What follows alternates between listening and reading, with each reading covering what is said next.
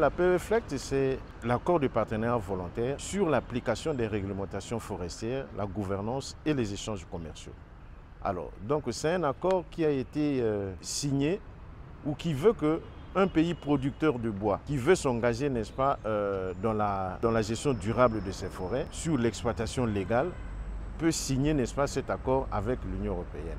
Et dans le cadre du Congo, il a été signé, n'est-ce pas, le 10 mai 2010 avec l'Union européenne à Bruxelles. À partir de 2011, il a été ratifié par le Parlement européen et en 2012, il a été, n'est-ce pas, promulgué par le président de la République du Congo. Et il est entré en vigueur le 1er mars 2013.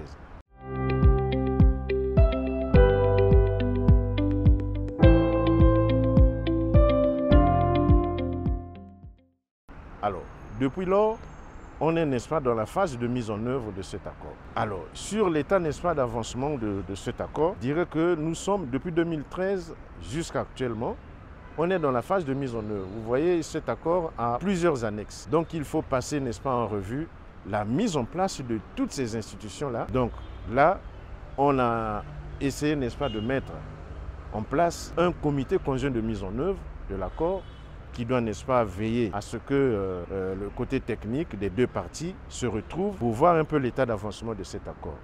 Et en dehors du CSM, il y a eu également d'autres structures qui ont été mises en place. Je peux citer le secrétariat technique de l'accord, la partie congolaise. Il y a également la cellule de la légalité forestière et la traçabilité. Tout ça, c'est pour voir quelle est l'évolution, n'est-ce pas, de l'accord de partenariat volontaire à ce jour.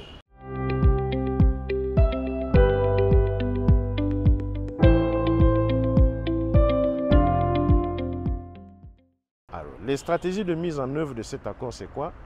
C'est que l'accord a mis en place un SVL, c'est-à-dire un système de vérification à l'égalité. Le Congo et l'Union européenne ont pensé qu'il fallait donc mettre en œuvre un outil informatique qu'on appelle, disons, SIVEL, le système informatisé de vérification à l'égalité. Cet outil comporte 17 modules et à l'heure actuelle, on a déjà commencé par le module de gestion des comptes. On a également formé toutes les parties prenantes en ce qui concerne le module PS, permis spécial, sur le module légalité, le module fiscalité et le sous-module infraction. Donc voilà déjà les quelques modules qu'on est en train de faire passer, n'est-ce pas, la main aux utilisateurs. Parce que, disons-le, c'est tout le monde qui va travailler dans cet outil.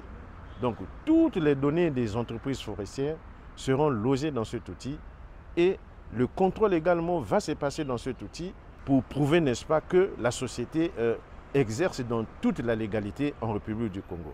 Après avoir, n'est-ce pas, reçu son certificat de légalité, l'entreprise peut faire la demande de l'autorisation de coupe annuelle.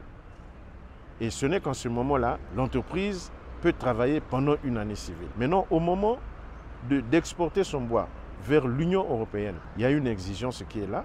Il faut une autorisation FLECT. Donc voilà les deux documents que nous avons pensé délivrer pour justifier que le bois du Congo sort en toute ou est exploité en toute légalité.